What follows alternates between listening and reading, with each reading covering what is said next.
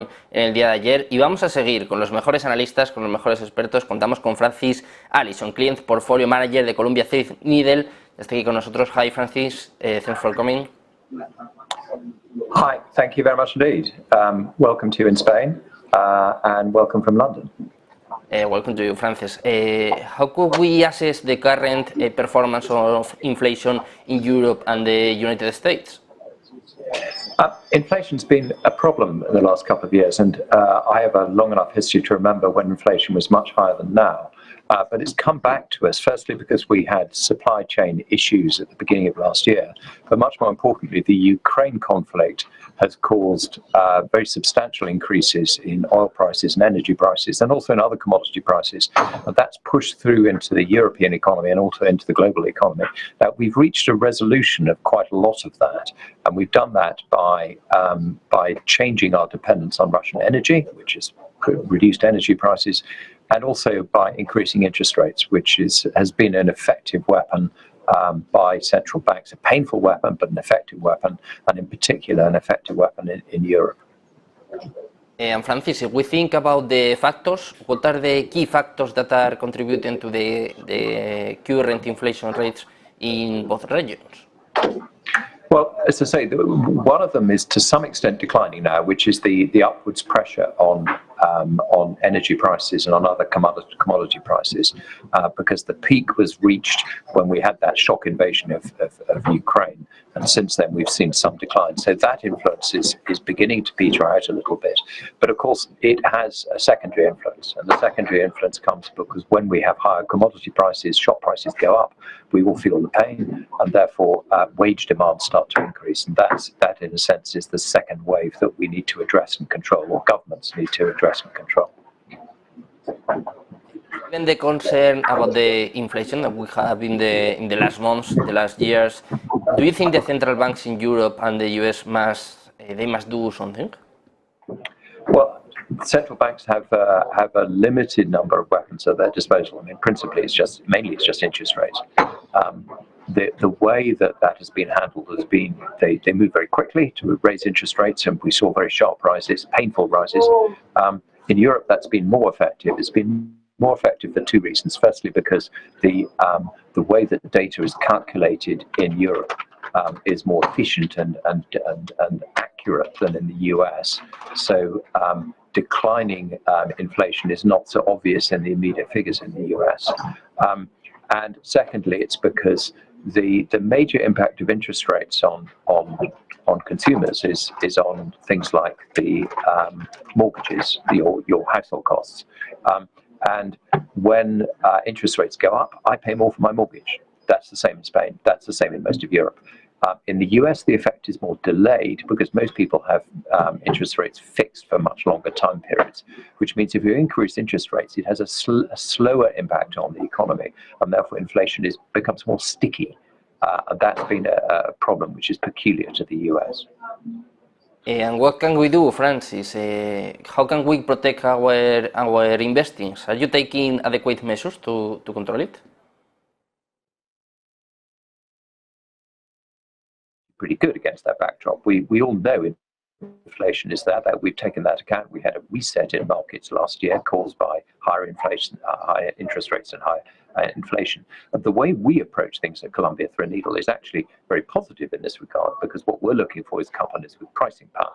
So if you have a company where the cost of their production goes up by 10%, if they can increase their prices to their consumers by 10 or 12%, then their business model remains intact, and they can still make good profits and good returns.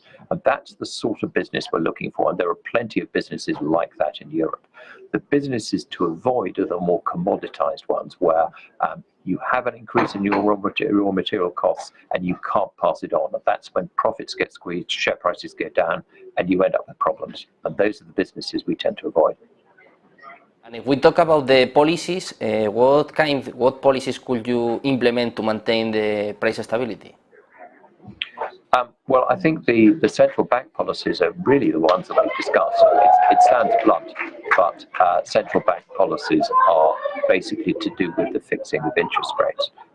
The other side of the coin is fiscal policies, and to be honest, it's difficult for governments to do that because there's a lot of upward pressure on public sector debt that comes from areas like defense expenditure. That's going to go up. We can't avoid that in Europe, and we can't avoid it in the rest of the world as well.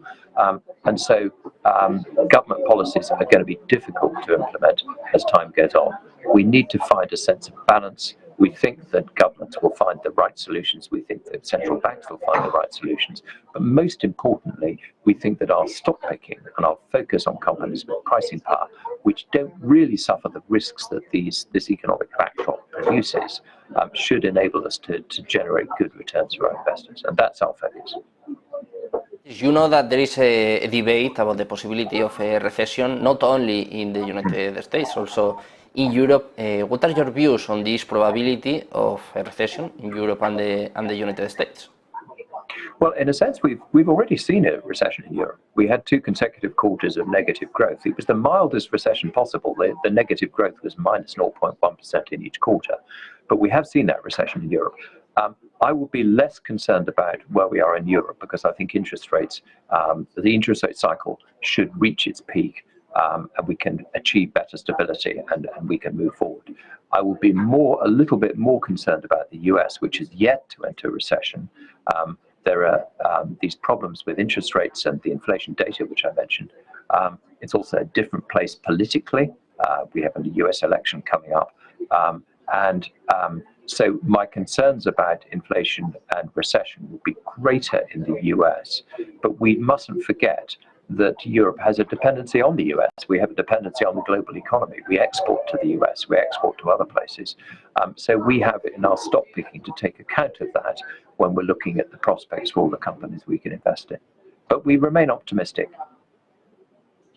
Remain optimistic, but what could be the key indicators to follow to assess this possibility, not only in Europe, for example, in the United States? I think we would say that the standard economic data that we all look at, and indeed the Fed looks at and the US government looks at, is a pretty good indicator. But my concern is not that we need to look at different sorts of data. It's that some of the data is calculated on a slightly unusual way, and that's particularly true in the US. And that's the theme I referred to a couple of minutes ago. Well, we will see. The last question, Francis. How could fiscal and monetary policies in both regions influence the mitigation of recession risks or the stimulation of economic growth? It's the classic problem of a central banker and a finance minister. Monetary policy has to be there to ensure that the economies don't overheat. We've got very high levels of employment at the moment. We've got economies which have done very well, not only over 5 years, but over 10 years, irrespective of the fact we're seeing a short-term slowdown in some of that. And they have to find that balance between having the right level of stimulation to ensure we do get good growth, and but that we don't risk an overheating economy. And I would say the challenge at the moment is to get the timing of those interest rate changes right. And that means that we mustn't push interest rates up too sharply or keep them too high for too long. And central bankers need to be flexible and interpret the data correctly. And for finance ministers, it's very much this. What I said is that they have upwards pressure on government expenditure, and particularly in view of increasing defense expenditure. So a difficult balance. Our job as stock pickers is to some extent easier. We can find companies where these factors don't necessarily impact the stock prices in a very negative way. And therefore, we think we can continue to generate good returns for investors, almost irrespective of the economic backdrop. Well, we will see what happens. Thanks for coming here for Negocios Televisión, Francis, and thanks for your time. Thank you. Thank you very much, and have a good day in Spain. Thank you. Como nos